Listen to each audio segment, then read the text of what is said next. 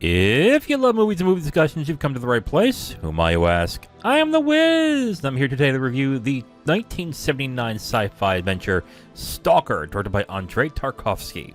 Well, it has been pretty interesting to finally get to watch this movie. This is a movie that I've been into the Criterion Collection, and I collect a lot of their movies. This seems to be one of the big movies from that collection, and for good reason. It seems like a lot of people praise this movie. I think another reason why it's talked about a lot in these circles is also what happens after the movie was released and after it got incredible acclaim.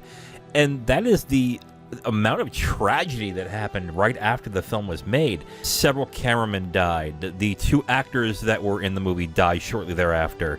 The director died a certain amount of time later.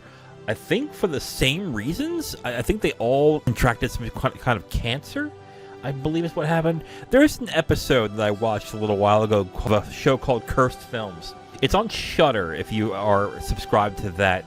I went ahead and just watched an episode. I bought an episode for like $2 on YouTube.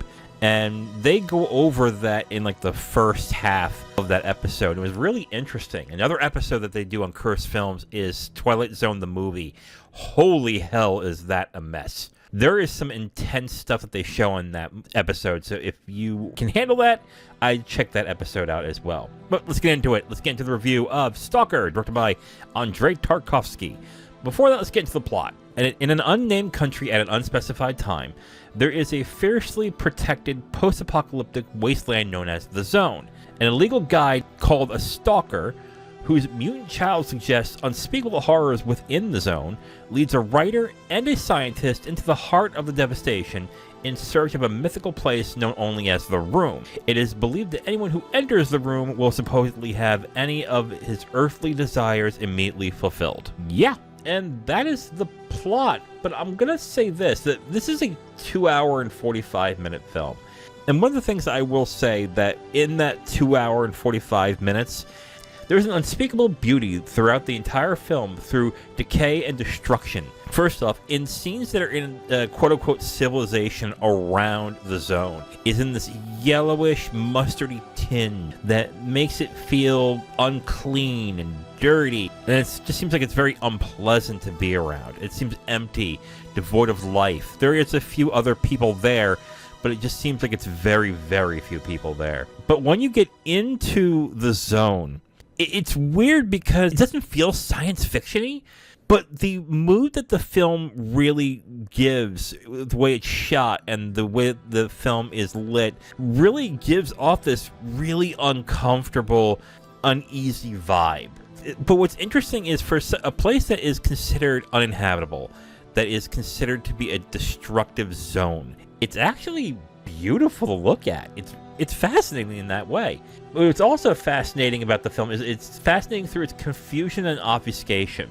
I told you what the plot is. Now, this is one of these films where it's not an A to B to C kind of film. I would say the main plot kind of is, but kind of isn't. A lot of things happen in the film that is just incredibly confusing.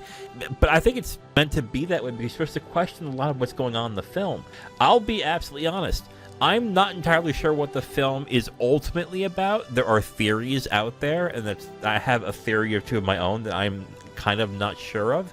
Mulholland Drive is the same way, where at the end of the film, I'm not entirely sure what I watched, but I am definitely fascinated by what I watched. And I kind of want to watch it again to get myself another feeling of it. Another film that was like this from this year, The Discreet Charm of the Bourgeoisie. That was another film that did the exact same thing.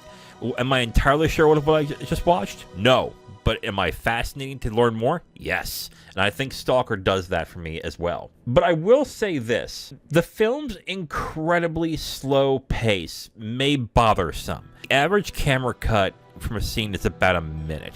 When you hear that, it doesn't sound long, but really it is long. They linger on specific areas and the camera does not move, or it moves very slowly for minutes on end. And honestly, some might find it boring because the characters are either sitting around or they're talking or they're looking at a certain thing and talking, and they're talking very cryptically. So it's not like something is really going on. And there's no action to the movie at all either. It's not like you're watching like 10 minutes of something happening in this one scene and a lot of stuff is happening. Not a lot's happening. It's just very slow and deliberate, and you're watching it, trying to figure out what's happening. And another thing starts to happen as the film slowly pans forward. Beautiful to look at, and it's fascinating in its way, but I can tell that some people will watch this going, oh my god, what is happening? Why is this so slow? So if you're one of those people, I would say maybe steer clear. Here are the footnotes for Stalker. And the only footnote I have is, good lord, make sure you are caffeinated before you watch this. Like I said, the film is slow, and it stays and lingers on certain scenes and on certain things for minutes on end. I have a confession to make. I started watching this the previous night. I got 20 minutes in, and I fell asleep. I woke up, and then a glass fell off of a table, and then it said the end, and I'm like, well, that was short. Oh no. And it wasn't like I was bored. I think I was tired. And usually I can sit through a movie if I'm interested. And I'm interested in this movie, but it is so slow that it kind of lulled me to sleep a bit. So I waited until the next day where I had enough energy and stuff, and I tried it again. I'm old. Like, I'm not like old, but I'm old enough, you know? So, you know, don't judge me too much. So overall, I am going to recommend Stalker. I think it's a very good movie. It is something that I want to see again, and probably very soon, just like Discreet Charm of the Bourgeoisie. I can't say I loved it, but I think also I'm not entirely sure what it's about. I have theories and thoughts, but I think another run-through of the movie, I might cement a few things and how I feel about it. But it's definitely one of those films where, like Discreet Charm, like Jeanne Dielman from last year, I am glad I finally watched it. I'm glad I experienced it. I'd like to experience it again to see how I feel about it later on. So, overall, I do recommend Stalker by Andrei Tarkovsky. It is on Criterion Channel. It's on Max. I think it's also on YouTube. I know there's other sites as well that run it for free. So, wherever you can find it, check it out. Now, if you want my full review on this movie, you can go to my website at IamTheWiz.com. You'll have my full written review right on the site, along with a link to the video that has this review that you've just listened to. Thank you for listening to this review. If you want to know what we're reviewing in the next couple of days, you can look on the screen right now to see what's coming up next. If you liked what you heard, go ahead and leave a like on this video. If you want to discuss your opinion on the film or the review itself, please leave a comment. And if you want to hear more, subscribe to the channel. Thank you again for listening. I will talk to you next time.